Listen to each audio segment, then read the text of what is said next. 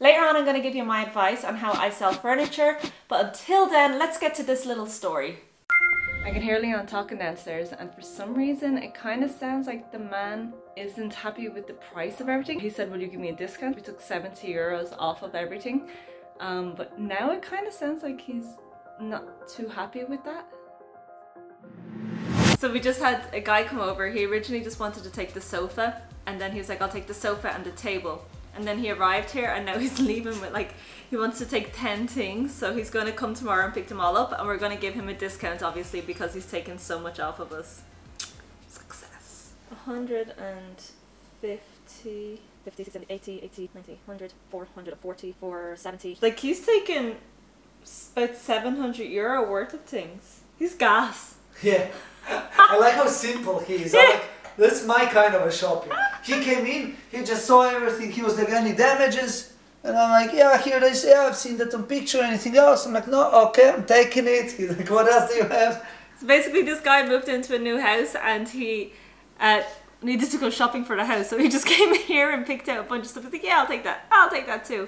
That's a typical man's shop. That's like you. You would like to go to one place, pick up everything and be done. Yeah, of course. That's funny. As easy as possible. What happened, Leon?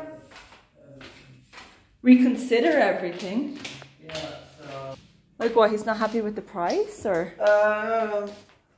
Like in general, yeah.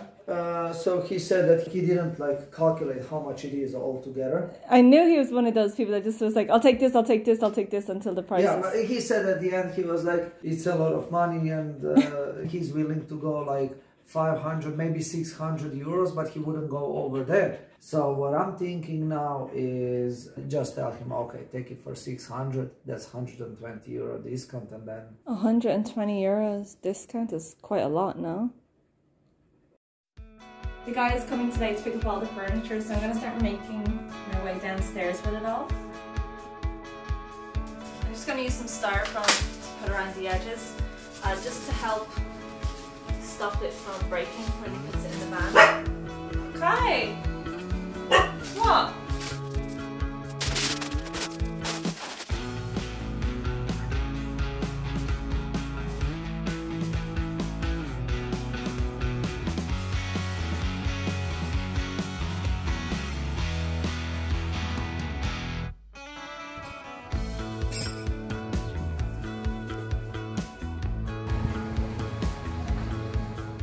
So how much did it all come to in the end? 650. Are you happy with that price? Yeah. I mean, we got rid of the most of the stuff, so yeah. Yeah. What do we do with all the pillows? I don't know. Look at all this. Are they all ours? Yeah. Give them to charity. I mean, some of them we can bring in the van if we go to the camper van. Ooh. Okay, so I just wanted to sum everything up for you. So he came and he took, let's go through the list. The lamps from the bedroom, lamps from the living room, an old TV, which wasn't even up for sale. He took the sofa downstairs, the table downstairs, our linen basket, the towel rack, the mirror on our wall, clothes hanger, the desk, and the tabaret, I don't know what they're called. So he went away with a lot of stuff. So I think at this point you really get the drift of what's going on. So first we have to take accurate measurements. Then after that we have to take good pictures. A lot of good pictures too, with different angles. When you're taking pictures of your furniture, it's really good to make it look like it's part of the home. This way when someone's looking at it, they can imagine it in their own space. Rather if it's just a picture that's just sitting against an empty wall, or if it's sitting in a garage full of dirty stuff, you're less likely to gravitate towards it and want it for your own home. So we can have this angle, this one. The more the better. I hate when you go and look at something and there's one picture and you have to try and decide if this is something you want for your space based on this one little picture. Give as many pictures as you can. When you're selling a piece of furniture and you put the pictures up, if you can, add a picture with the dimensions on it, something like this one here. It just gives greater clarity and makes it easier for the customer to get a better idea. It's not absolutely necessary, but it's just something I like to do every now and then.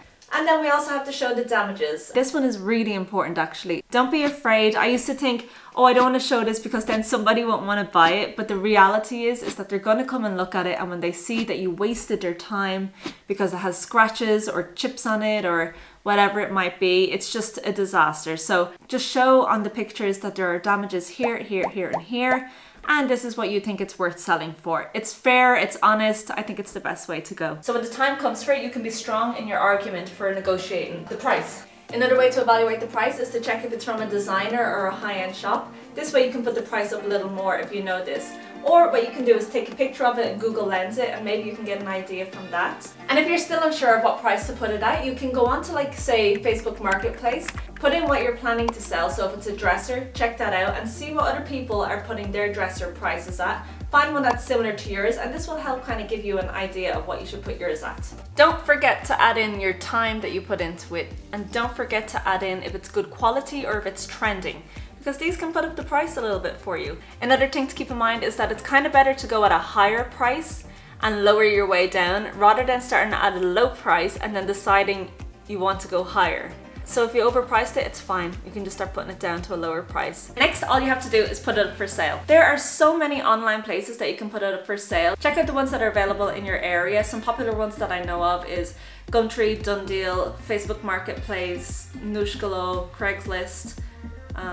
Yeah, they're on top of my head, some that I can think of, but check out what you've got in your area. So before we finish up this video, I just kind of wanted to go through a few things with you on what I think is helpful for selling furniture. Don't be discouraged if somebody doesn't buy it straight away. I have items that have sold like within a week, and then other items that have taken months to sell. I've noticed also that there are certain seasons that seem to do better. I might be wrong about this, and it will definitely change from country to country, but this is what I've kind of picked up on.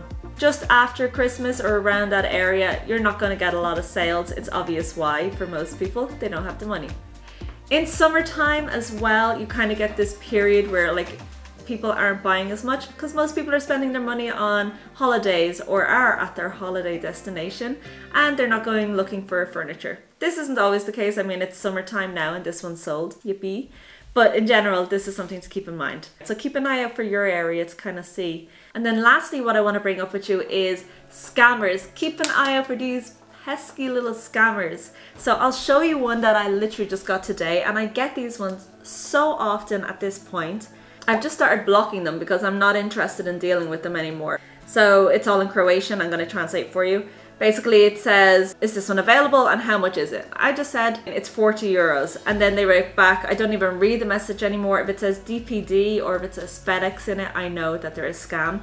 Me and Leon were a bit skeptical about this, so we contacted FedEx wondering if this is legit, and they were like, no, we don't do this kind of service. So if you are living in, I can only speak for Croatia, I don't know if this is done anywhere else in Europe or in the world, but in Croatia, if you get somebody saying, look, I can do it with FedEx or DPD, they're a scam. FedEx already told us they don't do this, so don't trust them. So basically all I do is I report them on Facebook and then I block them as well. And that's it. So that's all the information I have on selling furniture. Know your worth, that's what I will tell you. So in the next video, we're going to have to fill in all the holes, get packing, sort the house out, and then we're gone. We're going to the sea, finally. And finally, we can take a look at the camper van and test it out. It's finally coming together. So basically, we will go back down to the seaside and we will take the camper van for a test drive. And if we get it all clear, then we think we're going to go with that one. But when it does, I will keep you all updated. Okay, that's all for me for today. Bye-bye.